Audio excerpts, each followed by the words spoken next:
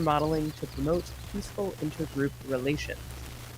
We are here with an academic researcher, cognitive scientist, computer programmer, and general pontificator, Dr. Justin Lin. You like that one? I Uh, do. I love that and, word. and we are talking about misinformation, disinformation, and malinformation. So with that, Justin, if you'd like to explain what exactly those are, and then the context for today. Okay, yes. So I will read 3 definitions of misinformation, disinformation, and malinformation, right, respectively. And these come from a new document just released by the Department of Homeland Security in the United States, and they say misinformation is false, but not created or shared with the intention of causing harm. Disinformation is deliberately created to mislead, harm, or manipulate a person, social group, organization, or country. And malinformation is based on fact, but used out of context to mislead, harm, or manipulate. And then they just go on to add an interesting little caveat here. It says foreign and domestic threat actors use MDM, misinformation, disinformation, and malinformation, campaigns to cause chaos, confusion, and division. These malign actors are seeking to interfere with and undermine our democratic institution and national cohesiveness. The resources provided provide examples of more information on MDM activities. So that can be our launching point into what is inevitably going to be chaos. MGM just sounds too close to a good time. It's right? Right? Let's create the Misinformation, Disinformation, and Malinformation Association. Yes, I am totally up for creating MDMA. Like, yeah, you should definitely. Or even better. So Laron and I, right, we have consulted on this for social media companies, and I think what we should do is we should brand it as Misinformation, Disinformation, and Malinformation Advisory. That's what it. MDMA. It's a good time. Now that really is a good time. If you're not aware of MDMA, then you're not going to have a good time. That's true. It's an interesting timing, I guess, is one way of looking at it. And then very interesting timing. The thing I'm hearing is kind of like, reefer madness, or like the rampant nationalism in World War II, partially because we just reread my grandfather's memoirs. How do you see that as being different, or is this the beginning of similar? Of things that we were seeing, like in Europe in the early 1900s? Yeah, nationalized education about why you should be afraid or aware of bad actors. Oh no, I think this is exactly the same. And I think deliberately so as well, right? It's not like people don't know what happened, right? It's not like we've forgotten the history that much, particularly people, who are experts of security and defense, right? People who study misinformation and disinformation and how, news organizations can create groupthink. I mean, that is the paradigm. Europe in the 1930s was the paradigm of misinformation becoming sort of like conspiracy and brainwashing, to the point of a national fervor and a breakdown of cohesion throughout the continent. I mean, that is the case study that's been in every psychology textbook going back to the 1980s. So it's not like people don't know about this, right? It's not like no one's figured this out. Like it's the paradigm. So I think that this is very similar in the past. I mean, the history doesn't repeat itself, it rhymes. I haven't heard that before. I love it. I'm listening, but I'm also going to get a book because there's something that goes along with this that I'm also going to share. What's also interesting, and for those who are just joining, we're talking about the statement that was released by the United States government. Yes, it's Department of Homeland Security. Department of Homeland Security talking about misinformation, disinformation, and malinformation, or MDM. If you want to learn more about that, go to the Misinformation, Disinformation, and Malinformation Association, or the MDMA. joking. That's gonna come later. But yeah, so it's interesting. It's because they tell you what it is, but they don't tell you how to see it or like what to do if you see it. Yeah, right. They tell you that it's there and that it's a national security threat, but they don't tell you what it is. And I think this cuts straight to the reason why this is one of the worst, scariest documents I think I've ever read in my life. Is that when you're talking about information, right, and particularly the idea of misinformation in this case is like whose misinformation, right? Like like you can think of it this way. I mean, we've already seen the problem of this dynamic of power in the past, right? In the past decade of, George Bush, saying, I can do this because 9/11. And we give the president too much power, and there's abuses of that power. And then Obama comes in, and he doesn't actually get rid of the power. He just uses the power for, what he believes is right. And then, of course, you see that he wasn't doing everything the way that we were hoping he would, particularly given the light of the Snowden revelations. And then Donald Trump gets in, and he still has all that power, right? And then all of a sudden, we went from Obama having this power, which is a guy who generally people trusted, and they believed he had best interests in mind. And then Trump gets in power, and people are like, "Oh no, this is a horrible idea." But the issue is that it was a horrible idea before too. It's just that we tolerated it because there was more something resembling more about sanity being in play. And I think that this is the same thing, right? If we give the Biden administration the ability to say misinformation is terrorism, and we know, right, Jen Psaki has said that they are working with Facebook to highlight and profile people as individuals who are spreading misinformation on that platform. So when that happens, like, we also have to say, like, Biden's doing horrible in the polls, right? So if Trump comes back and Trump wins in 2024, do we really want him to decide and be the arbiter of truth of misinformation at the level of being considered a national security threat if you disagree with him? Like, that's the question we need to ask ourselves now, because it's the question we didn't ask ourselves before. What's the other option?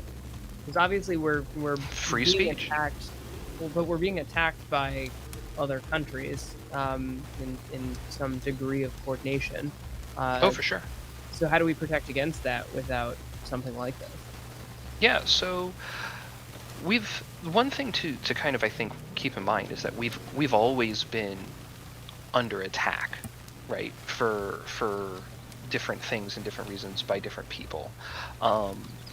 And that's kind of the thing, right, is that you have to rely on education and a certain amount of trust in your society. And that's a two-way street of trust. Whoa. That's too radical. You're talking about trust in Right? society? Exactly. And I mean, and this is kind of the issue, is that people do not trust their government, and the government doesn't trust people, right? So they're no longer on the same side when it comes to these things. And so you have to be able to trust as a government that when China starts, or Russia, or whomever, right, starts spreading some ridiculous conspiracy theory, or like, Bob in the mountains of Utah in the cabin, like, starts with this crazy conspiracy theory that is, against the nation, you have to be able to trust that the people are going to see that for what it is and be like, no, this is not true, and I don't support this. And there has to be a certain sort of shared understanding and trust, and the idea that, like, nah, we're in this group together, and if someone's attacking a government, they're attacking me, and if they're attacking me, the government will back me up, and these sorts of things. But without that trust and the education to tell, bullshit from a meme, those things break down. And I think the issue is that a lot of people internally in the United States, particularly on the wings of the political spectrum, like the far tips of the wings, they've been trying to brand other people inside of the country as the perpetuators of misinformation, as if they are agents of other foreign, like, adversaries. It's interesting when you say the wings, because the thing because usually people talk about one wing or the other, and it's interesting when you say the wings, because the thing that it painted in my mind was that it is really like each of the wings are kind of attacking the other, and thus we can't fly, and so we're all falling to the ground. Yeah. And so I mean, there's that kind of metaphor that painted that you painted, and then additionally, this document again, it's scary because it's saying like, all right, we're labeling all of these things as terrorism, but labeling them in a manner that is subjectively defined in the best definition. And then they're saying that they're, working with Facebook. The argument could be made that Facebook is the one perpetuating.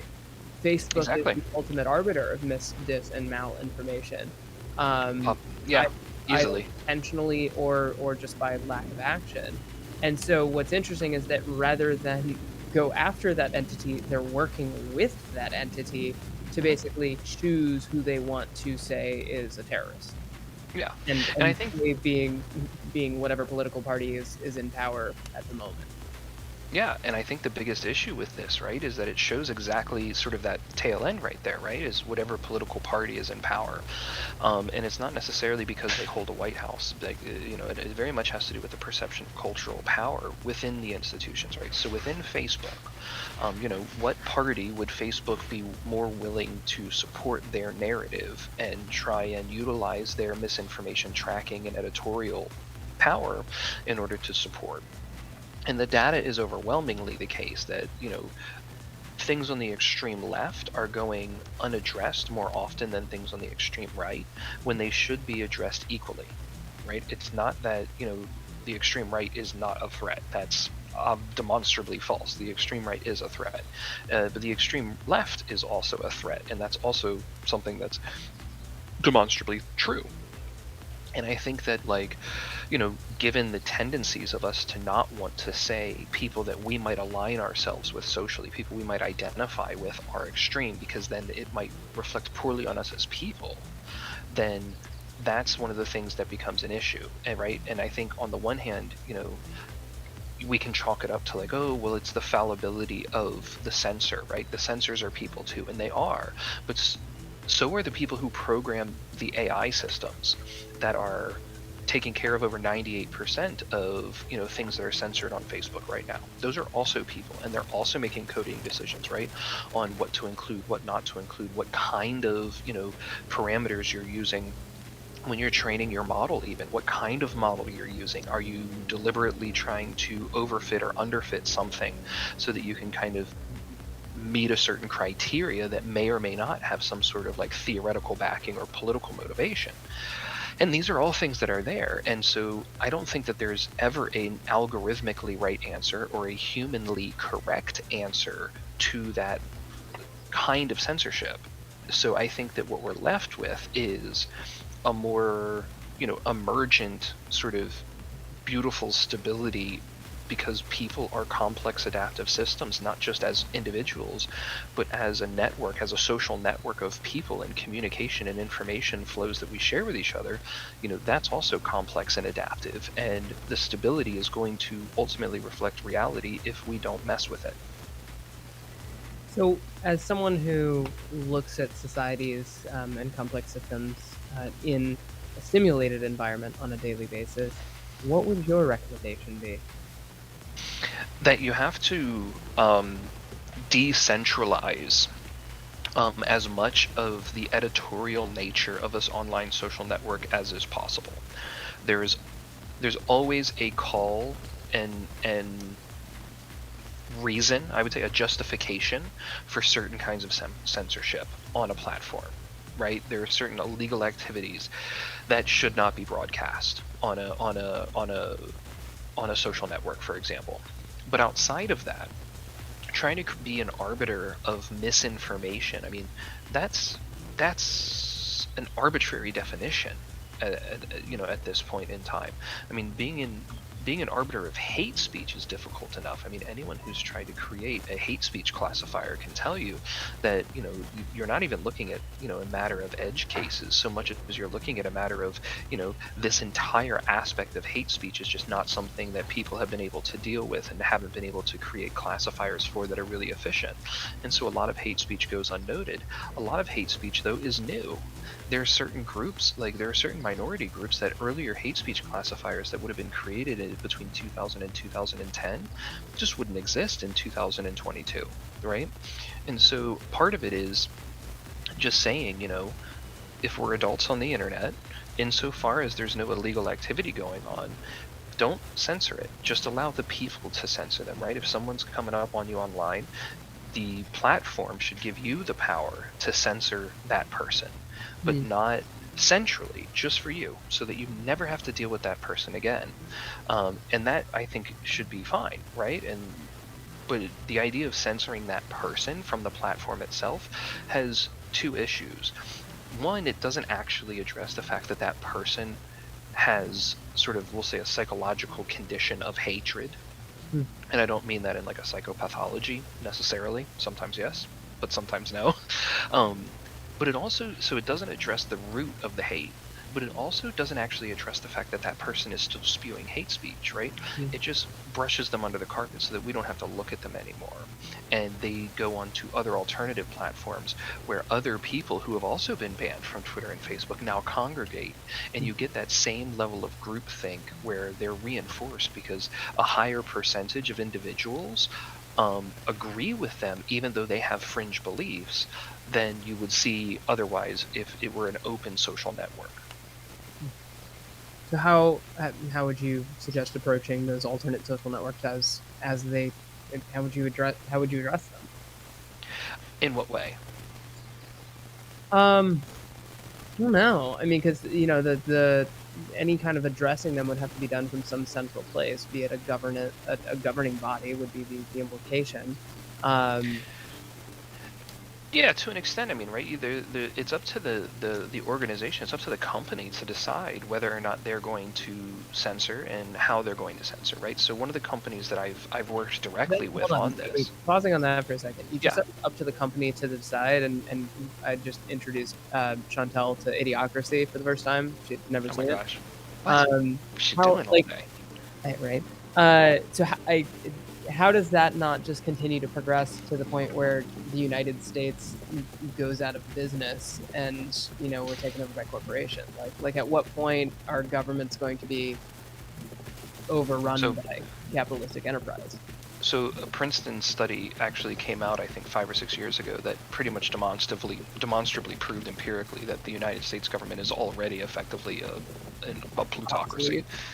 I mean, the greatest investor in history is Nancy Pelosi, right?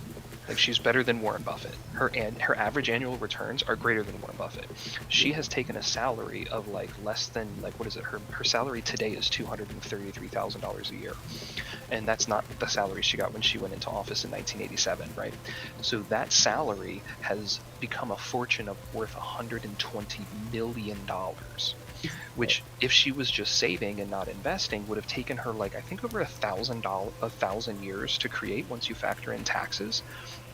So her average annual returns are like 33% or something, like 30 to 35%. So she's, I mean, whoa, right? Like So if basically, that's not people, evidence of plutocracy, then yeah, I just, yeah. yeah. But then also you can actually take a look and compare public opinion polls, right? Pew and Gallup have been doing public opinion polls for decades. You can take public opinion polls that are relevant to certain policies and show that actually, if you look at whether or not the top sort of like 10% of people by education, I think it was, support the bill, then it'll pass, regardless of what the other 90% want. So you basically do have a kind of oligarchy of people coming out of places like Harvard and Yale that are not really taking into account what other people want. And when you have a system like you do in the United States where there's gerrymandering to the point where you basically, you run with an R or a D next to your name and you're almost guaranteed to win. And then once you win, you have a 98% incumbency rate at the elections. You don't actually see any, the old blood doesn't change out. So from a more systemic and governance standpoint, I think like the most critical thing the US needs to do right now is institute term limits. Hmm. Make it so that you cannot have a career as an oligarch. Well, how does that happen when the people who need to institute those limits are the people that we're talking about?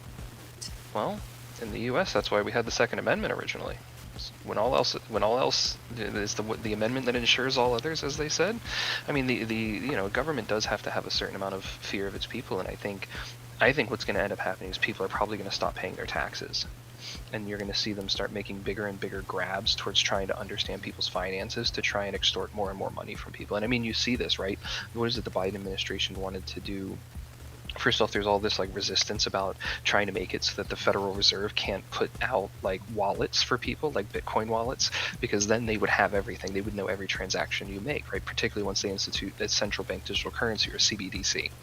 But then the other thing that you have is a bill that just came out that basically was like, yeah, any transaction above like $600 is trackable by the federal government now. Before it was 10,000, right? It was basically to make sure you're not doing any criminal activity, you're not a big time drug dealer, that sort of thing.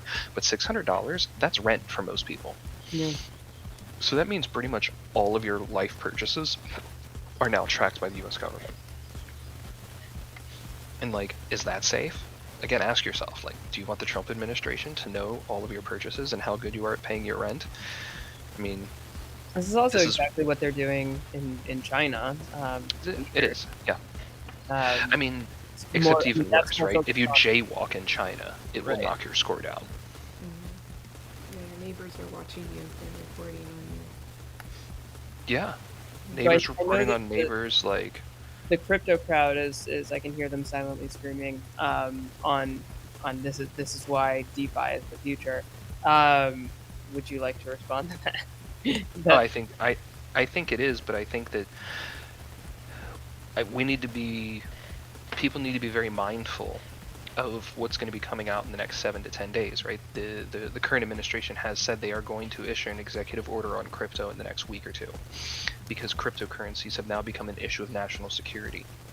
The same reason why it became illegal for Americans to own gold was because it was an issue of national security, and it put us onto a fiat currency, right? So this narrative of national security being the reason for X, Y, and Z is not new, right? It didn't start in 2001, right? 1971, going back and saying, oh, we need to institute the, we need to get off the gold standard as a matter of national security was there, and Americans weren't allowed to own gold. So what's going to happen if they decide to decree, right, by executive decree, oh, well, there's no laws about this now, there's no real good legislation, the SEC can't even tell you if it's a security or not, right? Because on one time they go and they say, oh, Ethereum and Bitcoin are fine, and then they go, oh, that was just a personal opinion, right? And you can look this up right now. You can look up the Bill Hinman speech. The Hinman speech where he's talking about we are doing this and we are doing that. The SEC put it on their website as guidance, right? And then now that they're trying to sue every cryptocurrency into oblivion, starting with XRP and then moving on, and I think one of the next big hits that you're going to see is Ethereum. I do think the SEC is going to sue Ethereum in the next year. I think as soon as the XRP thing is done, they're going straight after Ethereum. From Reddit, it's being asked, how do I short crypto? You can do it on different platforms, but for example, you can do it like on Binance. On Binance, they actually have like an ETH up and an ETH down, where you basically buy a token that is an option. It represents options contracts, and you can get like 3x and 10x. So you can short crypto. We said token enough, and Giggle Dragon appeared. It's like Beetlejuice if you say token 3 times. Yeah, so like you can on certain platforms, you can short almost like most of the major cryptocurrencies on Binance. I think you can short. I don't know if you can do it on Binance US because, fun fact, right? Binance US is trying to play the American game. But for people who have residency outside of the United States or have the ability to open up accounts outside of the United States, you can always just trade on the international version of Binance, and you have access to those leverage tokens. And so you can short some ETH. I'm watching it very clearly. Exquisio, that I'm very poorly pronouncing that. Elise, do you have any questions from your streams? Not really. More comments. Definitely more comments on Dr. Joe Rogan, as he's been titled. They're still on that. He's freaking. Gonna have to start pumping some protein powder.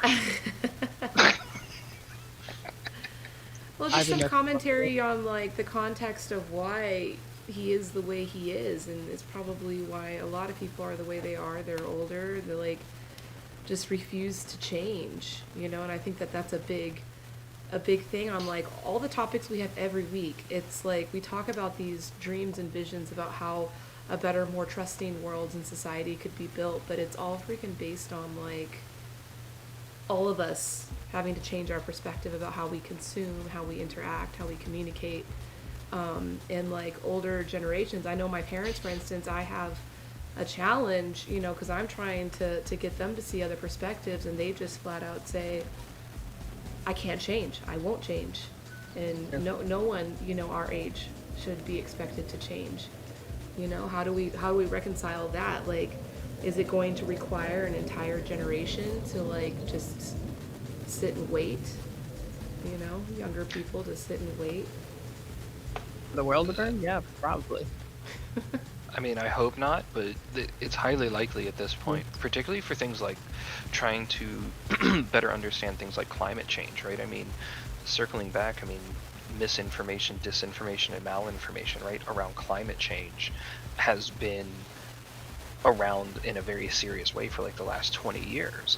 And there's misinformation and malinformation and disinformation going around on both sides. I mean, it historically has been much heavier on sort of like the moneyed interest of the anti-climate change lobby, right, of oil companies that are funding studies that are like spurious at best.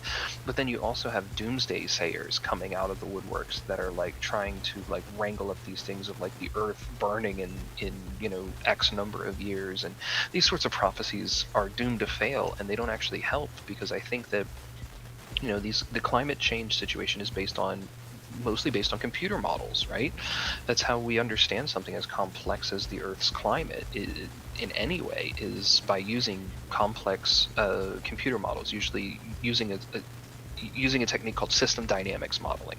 And they reduce down to these massive sets of differential and difference equations. And you run them under different parameters, and you understand the general tendency of the system. And one of the issues kind of breaks down that when the media gets a hold of these results, these complex results that are coming out of these models, they oftentimes want to take the edge case, and they want to say, oh, in 12 years the world's going to end, sort of a thing, because that's the clickbaity title, right? That's the title that gets the click. When the model says, no, it's almost impossible for that to happen, actually. It's like the end of possibility for the model. It's more likely this is going to happen. The issue, though, is that once we put that hyperbolic end of days scenario out there, then all of a sudden the pushback, right, from the anti-climate change group, or those who are climate skeptics, I think they call themselves now, can say, look, this is just more nonsense, it's not happening. And it's like, well, no, it's not happening, it's happening, but it's happening, like, you know, on the top of the bell curve, not where it was reported way the hell over here. And because we're only talking on the extremes, because the extremes support one side or the other of the debate, and not talking about or reporting, right, on the middle, because the averages are policy relevant and therefore not as interesting as we're all going to die in 12 years. It kind of creates this thing of like, what can I do to institute those changes? And nothing's going to actually change, so I may as well not do anything, right? There's almost like this apathy or anomie that like sets in, I think, amongst the older generation of like, my time is gone, it's your time to fix this. And it's like, Yeah. nah, it's all of our time to fix this, and little things can help, because if a lot of people do a little thing, that's a huge difference. It's way more important than one person not doing something or one person doing a big thing, because that's the way complex adaptive systems work, right? That's how the computer models are, and their sort of chaos works, right? Is Leonardo DiCaprio selling his private jet is ultimately a drop in the bucket of our CO2 emissions, and is an interesting gesture from a political standpoint, from a leadership standpoint, sure. But at the end of the day, like, nothing is going to be if China takes down its coal-fired power plants, for example. That's a huge systemic thing that's affecting the energy use of 1 billion people right now. That could be huge. And I think the same for, obviously, for the United States, and getting off and going towards more clean firms energy. The idea of clean coal is just nonsense. Yeah, that's there's a lot of ways to connect that into a lot of Hmm. things. So Yeah. it's sweet. So again, I'm sorry, Yeah. So. was was talking about how, I mean, the latter comment was about how Joe Rogan tends to agree with everyone that he has on his show, but more recently he's been having a lot of the same people on his show.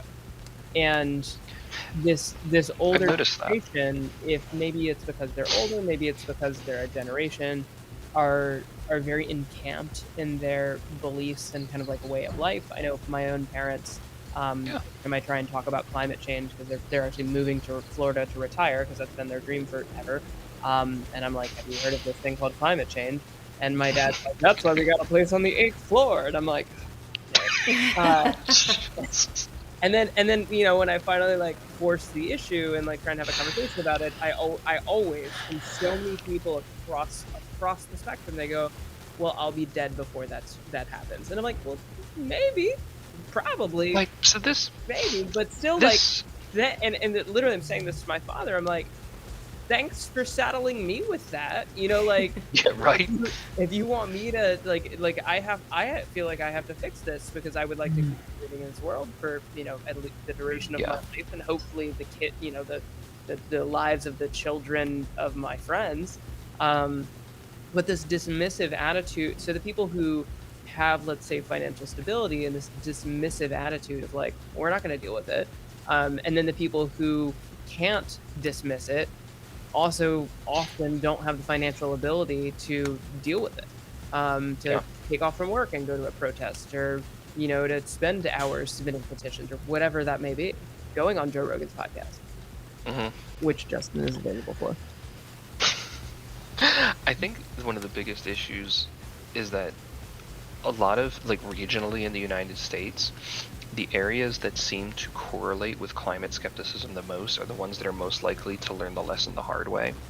Um, and that's never a good thing, because that's a lesson hard learned because your life is ruined by some disaster, right? So that's not something that's the best. But I think that there are ways to change how we talk to people about climate change that we need to think about sooner rather than later. I wrote a piece for like this magazine in the UK a while ago on how to talk to conservatives about climate change, and my starting point was basically the observation that modern day conservatism, environmental conservationism rather, was started by Teddy Roosevelt, and was really perpetuated by sort of like the field and stream crowd of like hunters and fishermen, and the people who nowadays are almost 100% within the demographic otherwise known as rednecks. And today, right, these, I can say that these are my people, that's my family there, right? So, like, I look at my family and they love hunting, they love being out in the woods, they love, fishing and these sorts of things. Like, being outdoors is a big part of their way of life. And in a lot of times, right, like, I have family that hunts because they're like, that's how I put food on the table. And for them, when they realize that climate change will affect the local deer population, for example, or, in climate change broadly construed, over human overpopulation or encroachment into certain habitats is, I think, part of this, right? So this general change that Laurent lovingly calls the Anthropocene, and I love that term for it, is sort of like the next phase of the Earth's life cycle, is a phase in which all aspects of life on the planet are affected by human action.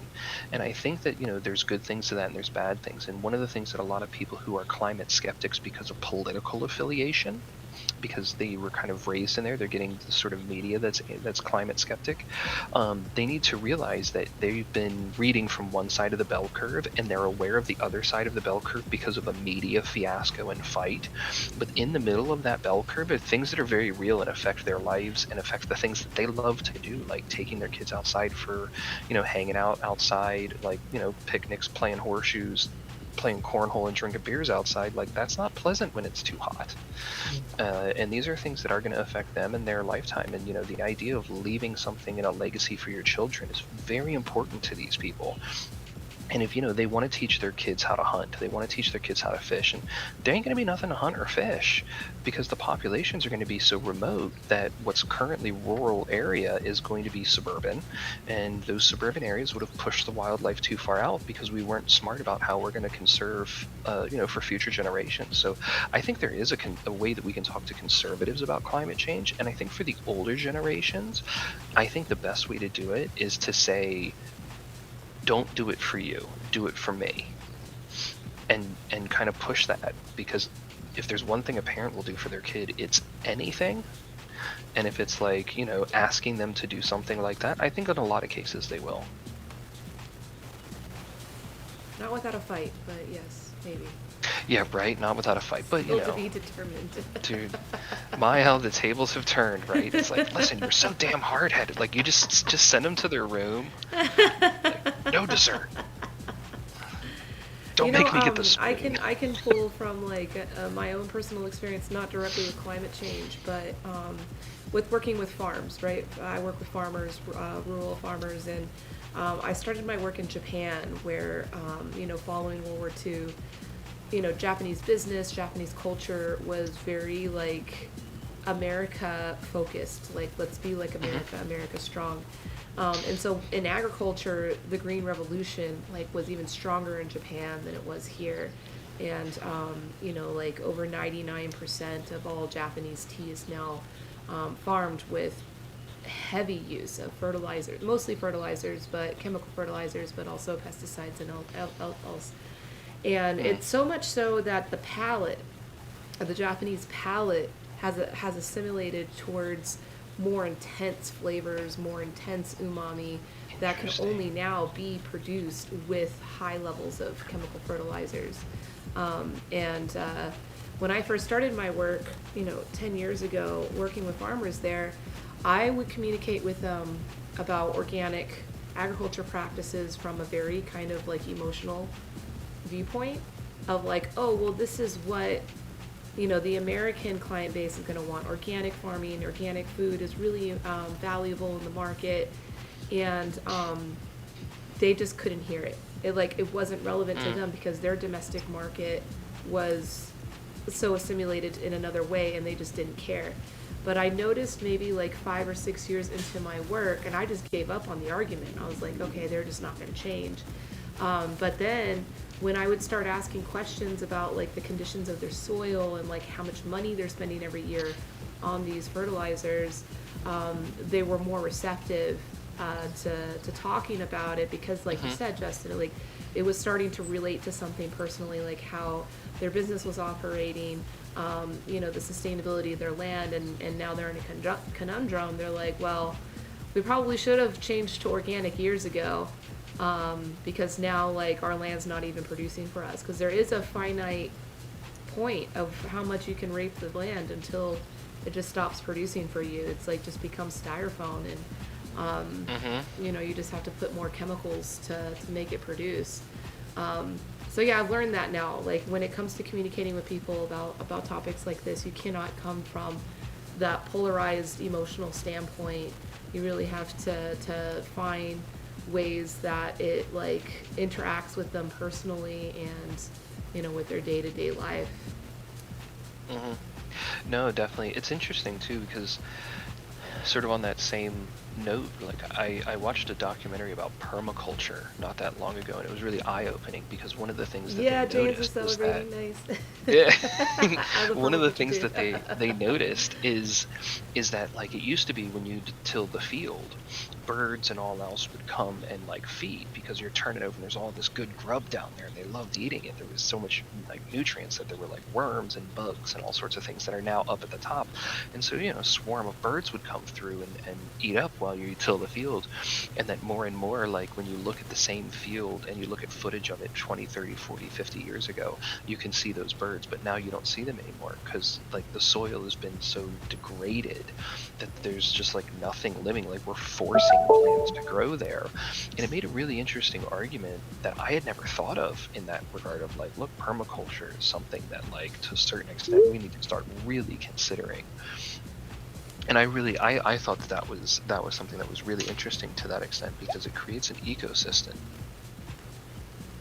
Mm-hmm. So That, two yeah. questions, and then I have a hard stop in 10 minutes. Hmm. So we'll start wrapping. So two questions, same person. So talking about, I'll read it verbatim. Regarding this information, many people talk about the credibility crisis of MSM, mainstream media. Hmm. I tend to think that independent media is more detrimental because it answers to no one and has no obligation to accurately reporting. What does the panel think? And then also an ask of, does Justin know George Hotz, HOTZ? George Hotz, Hotz? Mm-hmm. Not by that name, no. Software engineer?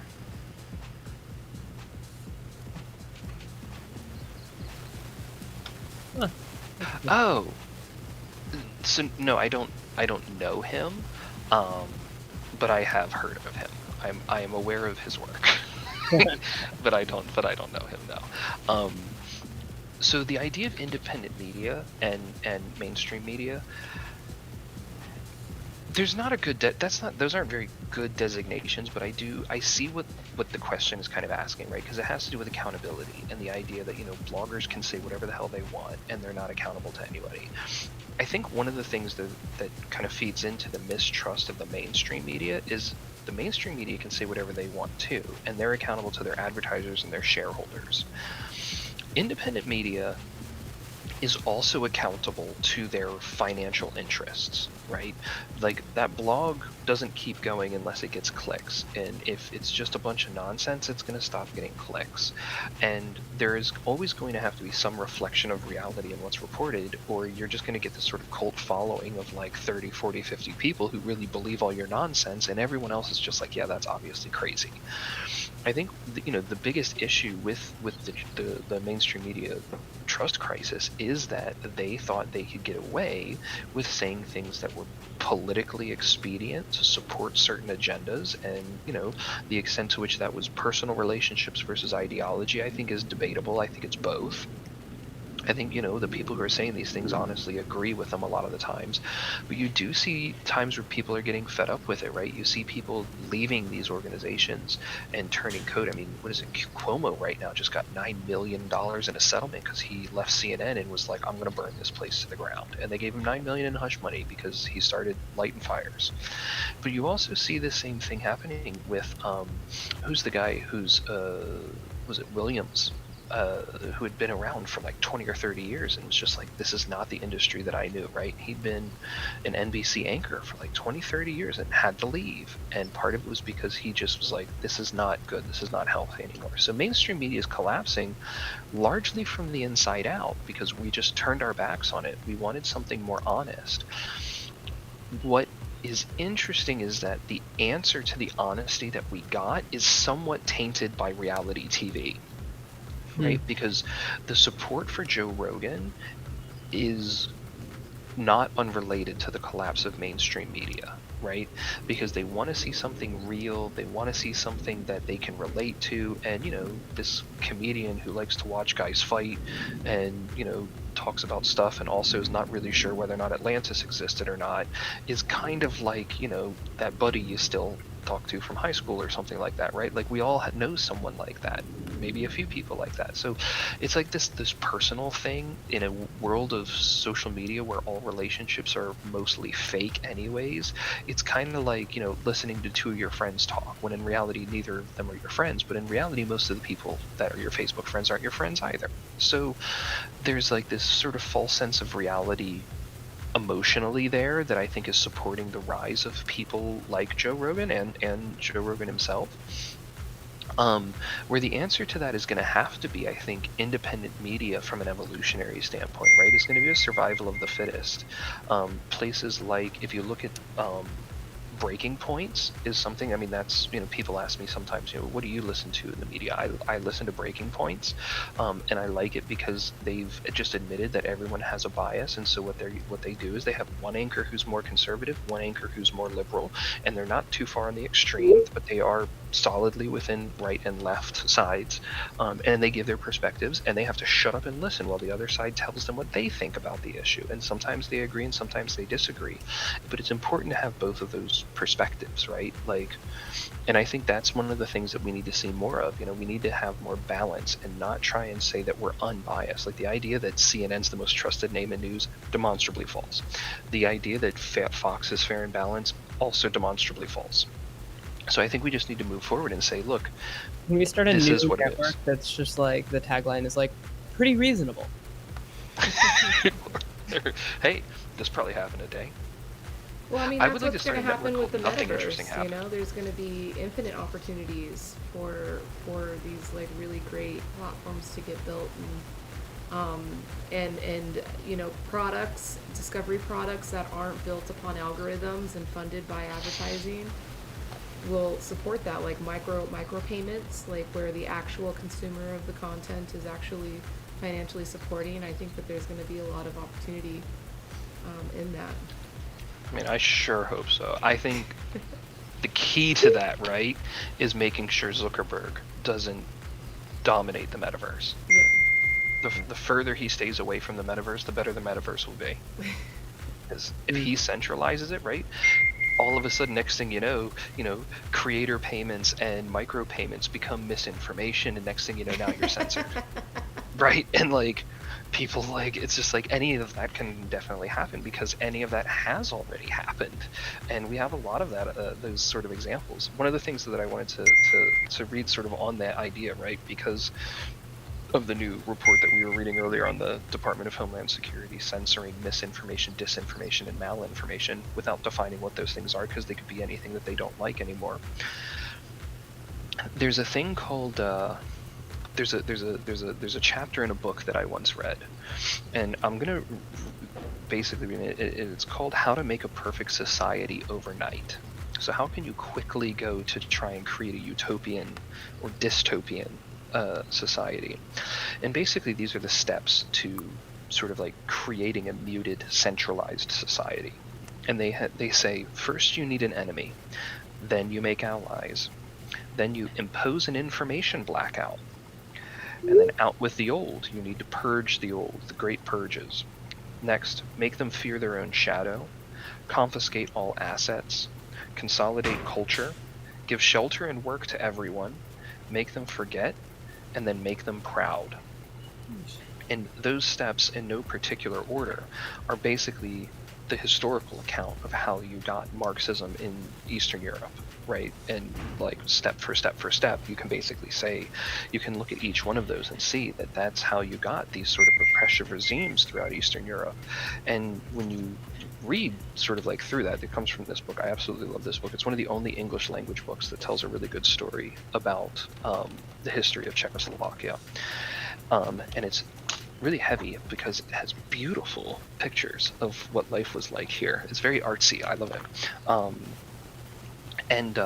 But it tells a story that like obviously has lessons for people to learn today when you see something like the government saying that they're colluding with Facebook to try and censor misinformation, and then saying misinformation is terrorism, but then not saying what misinformation is or is not, or giving a criteria for it. It's like when we started a war on terror, but basically let anybody be a terrorist. Like this has been going on for a while, right? And step by step we've been kind of doing this, but we see more and more centralization, and now we see more and more discord.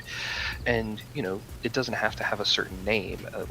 People are always like, oh, this is socialism, this is this is that. It's like, it's not going to be what it was before anyway, so it doesn't matter what you call it. It matters whether or not we're going in a healthy direction or an unhealthy direction. But these are the steps towards being unhealthy, and what I think we see is a step towards being unhealthy.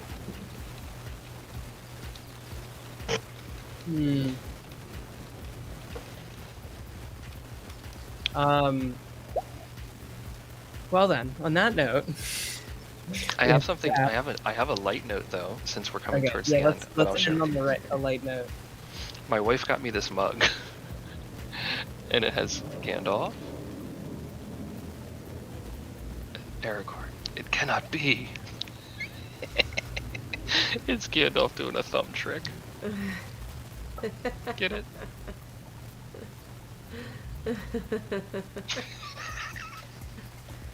I saw it and I couldn't stop laughing for like 20 minutes. Every time I look at it, I keep laughing. So this is my new mug. I look at it and it makes me happy. Oh, when all else fails, there's Lord of the Rings memes. Yeah. All right. Well, until next week. Thanks so much, everyone, for joining us and the amazing questions. Thank you, Justin, for showing up and bringing an interesting topic to talk about, and also educating us and giving us Thank you some guys. tiny little understanding of how we can live our lives a little bit better these days. And yeah, we'll be here next week for practicing safe sex. That's right. Make sure to tune on in, and Giggle Dragon, if you forget, will just say token 3 times and you'll appear. That's true. I think next week we should do fantasy worlds like Middle Earth and Harry Potter. Oh, cool. All right. That's what I think we should. I've been rereading the Silmarillion, so I'm in a super nerd mood. All right. Ending the streams. Thank you so much again. Peace out. We're out. Hey, Justin, Dr. is your Justin mug Roden out. misinformation, disinformation, or malinformation? Ooh, I think it's just misinformation because it doesn't mean harm, but he's not actually taking his thumb off. This is terrorism, guys. DHS gonna bang down my door. Heard you got that mug. Where's the mug? Oh, that's funny. But you know what? I guess it's disinformation that this is a coffee mug, because that's a lie. I had soda in this mug. Oh no, blasphemous. Right? Yeah, blast. It's not, but who the fuck's terrorism. Heard of a soda mug? Terrorism. 2 counts. Misinformation and disinformation. Now I just need to come up with a malicious lie about my mug. Oh shit! One of my Twitch chat, you brought up fantasy, and I think they're talking about all the bans going on with books right now. And they said ban Harry Potter. That's what's gonna come down to.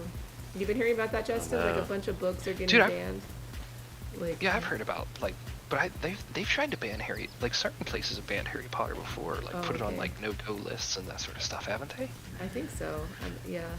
Has that become a trend again? I hope not. That's like, it comes and goes though, doesn't it? Like it comes in cycles, and it's always like on the list of stupidest things I've ever heard. Whenever they're like, "We're banning Harry Potter. It promotes witchcraft," and I was like, You didn't read them, did you? Like, it's a kid's book. Yeah, it doesn't. That's not. Yeah. Have you guys seen the new? What is it on Netflix? They had Midnight Mass. Oh yeah. Oh. Is there a new series? A new season? Well, I don't know if it's a new season. It's just like the one season. It's like a series of it. Yeah. So it's the same people who did Haunting in Hill House and Haunting of Bly Manor or something like that. Mm-hmm. And Haunting of Hill House was the best, I think. Bly Manor was pretty good. This one was not that scary, but it was really interesting because the whole thing is like when you drink the blood, then you start to get better, and then you could become immortal, but you also become a vampire, and everyone's kind of a zombie at the end. And I thought it was very interesting because of like the literal interpretation of the Mass in Catholicism is that you are literally eating the blood and flesh of Jesus. Mm-hmm. And they just kind of took that and ran with it really far. Oh, wow. And I thought it was entertaining. Oh, I'll check that out. What is it called? Midnight Mass, you said? It's called Midnight Mass. Yeah, it slows down in the middle, but it's kind of it is pretty interesting. I don't know. It's not the best thing I've watched, but it's definitely not the worst. But I did appreciate how they took that like literalist interpretation of the Mass in Catholicism and just like were like, well, what if you really do it? It's like, oh, then everyone's a zombie, right? It's just like they went there, and so I liked really it. ran that one. Yeah, they did. Spiritual cannibalism. Right? Yeah.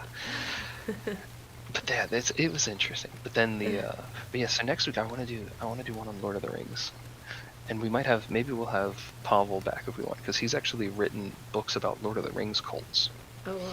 Oh yeah. He's had to deal with the Tolkien estate and all those guys. They're interesting folks. But yeah, but I've always loved those, and Narnia and Harry Potter and all that stuff. Hmm.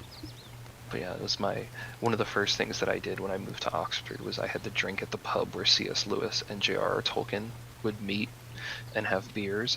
And then I found out that they would have beers like every Thursday morning at 9 a.m. And I was like, dude, these guys just like woke up and were like, time to get drunk. They would just like wake up, get buzzed, and grade papers. It's like, and yet they're known as two of the greatest Christian authors of all time. Interesting to see. Now who's the extremist? But very cool, guys. Well, I am going to jump. 9 o'clock. I got half an hour till my next meeting. All right. Be Well, well. good to chat with y'all. I'll see you next week. Yeah, always cool hanging out. See you soon. Bye. Bye. See ya.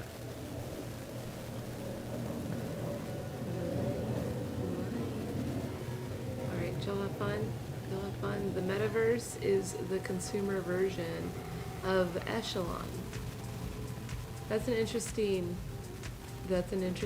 observation. I'll have to think about that one. I took note of that comment, by the way, Light Rocker. Yeah, because I've been doing a lot of work trying to articulate the metaverse and how it can, how we can actually use it to improve our situation versus being scared of it, which I think a lot of people are just kind of intimidated by the whole thing. But y'all, thank you so much for joining us this morning. Again, that was Practicing Safe Sex. We do this every Wednesday at 11 a.m. Pacific. It's about an hour long. Give me a follow if you enjoyed this kind of content and these kinds of conversations. My name is Elise. I am the founder and CEO of TLET. It is a B2B marketplace that facilitates direct trade between independent family-owned tea growers and tea business buyers. I am a tea streamer. I'm usually streaming about tea, drinking tea, talking about tea, but a lot of my content on the internet, my live stream content throughout Reddit and YouTube and Twitch is really focused on these like higher level philosophical conversations about how we can how we can live a better life and utilize technology for that interconnectivity, cultural competence, and just, gosh darn it, respect for humanity, respect for our neighbors, and respect and love for ourselves. So with that, I will see you all soon. Thank you so much for being here. Much love. Have a great rest of your week. Your Aloha.